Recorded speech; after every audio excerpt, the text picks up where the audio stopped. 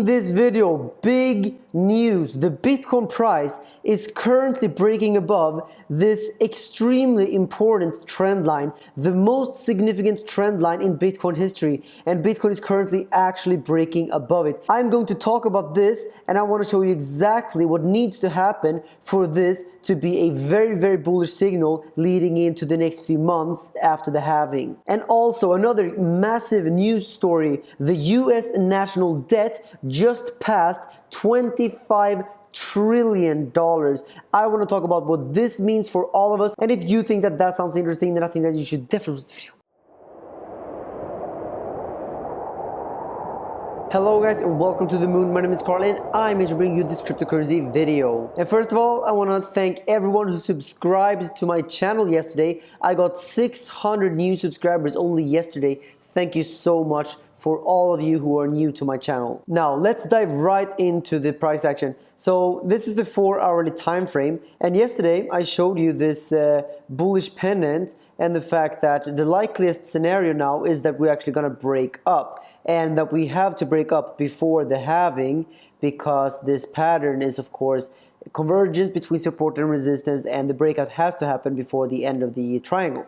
The breakout came much sooner than I expected, and it happened just a few hours after I uploaded the video. But here you can see the breakout, and we can take a look at the volume real quick, and we can see that there is a lot of volume that came in. So this is for sure a breakout. Bitcoin did actually come down and even back tested the resistance. It came up again. That is a good sign, of course. But why is Bitcoin stopping right here and not going further? Because remember what I said yesterday. If we were to make a targeted analysis from this breakout, when we do break out, if we put it at the point of the breakout right there, we can see that we have a target now of roughly $10,350. So this means that Bitcoin is currently looking quite bullish. So why are we currently stuck here at 9.3K? Well, when we zoom out, we can see that Bitcoin is currently getting stopped out by this long-term downwards trending resistance that I've been talking about for the past few days here. This is a massive resistance line, long-term resistance, and whenever we break long-term resistance and support, we usually see a huge move. So I still believe that if Bitcoin breaks through these levels, then we're probably going to see a huge bull run in the next few months. So let's keep an eye on this now that the halving is taking place in just another 4 days from now. And speaking of very long-term support and resistance, do you remember this line that I've been talking about for a very long time, because it's one of the most significant trend lines in the Bitcoin history? This is on the logarithmic chart, by the way. We can see how Bitcoin got supported way back here since 2015. We saw a support right there, and when Bitcoin broke this, we saw this big, huge dump to the downside. And some of you probably remember this tweet, and also what I talked about back here, because back in March the 12th, I said that Bitcoin is right now breaking this long-term multi-year trend line, and this is bad news. Many hodlers will capitulate here. You can see here, this is where I made the tweet, and then we saw this huge capitulation candle where Bitcoin from that exact point went down 52% in just a matter of a few hours there. So Bitcoin fell 50% in a very short period of time, and this is why we should keep an eye on this trend line. It's extremely significant. Remember, so this was bad news. Look at the good news. Bitcoin is breaking above it right now. This is of course a very good sign, given that Bitcoin can hold above it here. I would like to point out that if you go to the weekly time frame, we need to get a weekly close above this level, and you could argue that we already saw one right there, but I would like to see this week to close above here decisively for this to be a buy signal. So far I am still going to remain cautious, because if this candle would come down and close below here, then in my opinion that's a bearish sign, and we're probably going to see another correction, just like we've seen several times here, right? Bitcoin tends to rally and then we see a correction. And keep also in mind that we've seen 1, 2, 3, 4, 5, 6, 7 green weekly candles in a row. This would be the 8th weekly candle in a row, which would be bullish. And And if we can see yet another green weekly close, then yeah, that is of course an extremely bullish sign, just like we saw back here.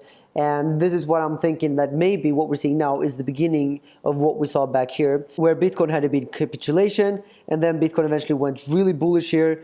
And after these 7 consecutive green candles, Bitcoin had a massive parabolic run-up. So I am leaning more to the bullish side, but I'm going to hold off on this weekly close, because this will be the deciding factor for me here on the weekly time frame.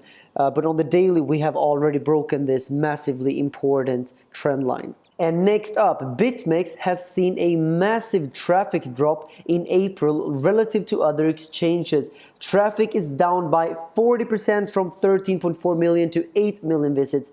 Coinbase is only down 7% and Binance is only down 2%. This is not looking good for BitMEX. And you guys know exactly why this is happening. BitMEX is just not a good exchange. They are handling customer service very poorly. They are doing a lot of shady things that I brought up in a video, which is popping up right there, where in this video that is popping up here, I deleted my BitMEX video and I talked about why I believe that BitMEX is not a good place to trade. This is why they are losing market share, because other exchanges are so much better. And this is why I have no problem recommending these exchanges, because they are just light years ahead of BitMEX. Bybit is by far my favorite still. They have the best customer service in crypto by far. Phemex is a good competitor to Bybit. And if you still trade on BitMEX, I would urge you to leave BitMEX ASAP and choose one of these exchanges. If you deposit 0.5 Bitcoin on Bybit, you will get a bonus. If you deposit 0.2 Bitcoin on Phemex, you will also get a bonus. But this is only for experienced traders, because trading is very, very risky. And next up, breaking news. The US national debt just broke above $25 trillion. That's trillion dollars. And this is not even factoring in all of the newly promised trillions of dollars that they have talked about. Just yesterday or 2 days ago, I talked about another 3 trillion that they will be printing. And there's another 2 trillion also, I think, that is not calculated here. So guys, this is going to escalate much quicker than previously expected. And the national debt here is probably going to be up at 50 trillion sooner rather than later. So this is the USDebtClock.org, and we can see a lot of interesting information here about the US debt. For example, we can see that the US national debt is growing by $100,000 every 2 seconds or so. This means that the debt liability per taxpayer is approximately $200,000. And interestingly, we can see that the US federal tax revenue is going down every single minute here. Now, that's obviously a bad sign, seeing debt going up, tax revenue going down. And down here, if we scroll down further, we can see unfunded debt/interest, US total interest paid going up every single minute. And we can also see here down under money creation, we can see that the US M2 money supply is also growing extremely rapidly here. Every single minute, we see millions of dollars getting created. And this is the craziest part of all. Currency and credit derivatives now. Listen to this. $679 trillion. That's a number bigger than it's not even possible to conceptualize how much this is. 679 trillion is absolutely ludicrous. Back in 2000, this number was already at 90 trillion, which was already bad, but this has escalated enormously since the 2000s. And we can also see how the US M2 money supply has grown from the 2000s, from almost 5 trillion to now 17 trillion approximately. And if we scroll down even more here, we can see that household assets are declining every minute here. US total national assets are declining also every single minute here. And we see also US unfunded liabilities at $147 trillion. So what is this? Because the national debt is at 25 trillion. And if you scroll down here, it says that the US national assets are at 144 trillion. So maybe 25 trillion isn't as bad as it might sound, some guy might say. But look at this, US unfunded liabilities. This is also debt. This is promises from the government, things that the government has to pay for in the future.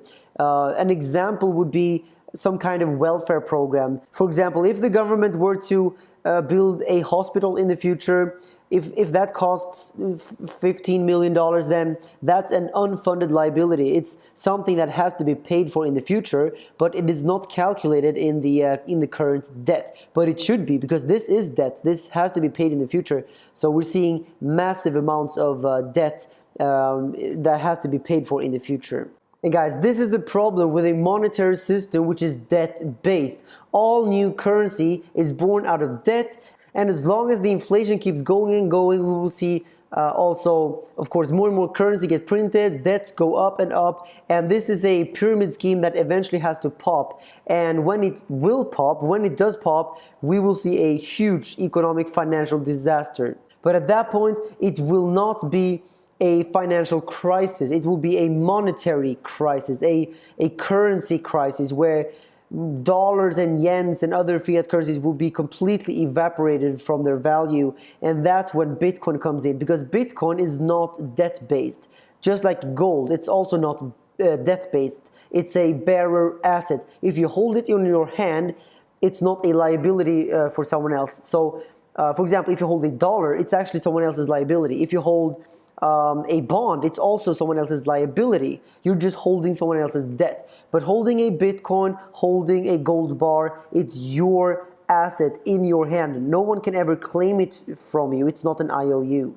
And this is why I'm extremely bullish on Bitcoin and gold, as I see debts rising globally. Now I've been talking about the US, but this is globally. We're seeing global debt at record levels, extraordinary levels, and you can take all of these numbers and apply that to the whole global economy. It's completely insane. Thank you for watching. Let's see if we can push this video to 3,000 likes. That would be amazing. And if you haven't seen this video, then click right there, right now, and I'll see you guys tomorrow.